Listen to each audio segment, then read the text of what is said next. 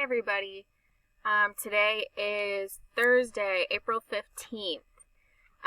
So I just wanted to remind you, especially for those of you at home, this assignment, Meet Temple Grandin, only 2 of you have completed this.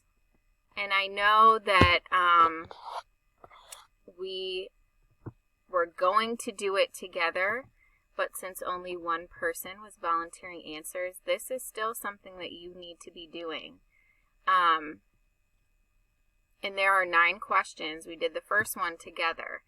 If you forgot, you can always go back to this e-sheet. You can watch the videos again. You can kind of reread through this e-sheet and it'll give you a little bit of background on some of the answers. But this needs to be done. So that I know that you are understanding where we're at in this unit so far. Now today you have a new assignment. It is short, and let me explain it. Okay, so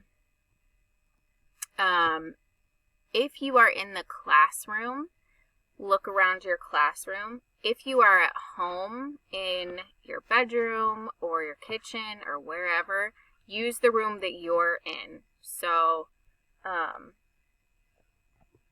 what this says, I put, if you're home, I'll turn on the camera so you can see more of the room. Don't do that. That's going to be too complicated. Use the room that you're in, and I'm going to delete this after this video. So what I want you guys to do is make a list of everything that you see in your room. And it's going to be a huge, long list. You will be posting your list here, okay? So it is something that you need to do. And then when you're done, watch this video. It's 6 minutes, and it will explain what the point of this assignment is, okay?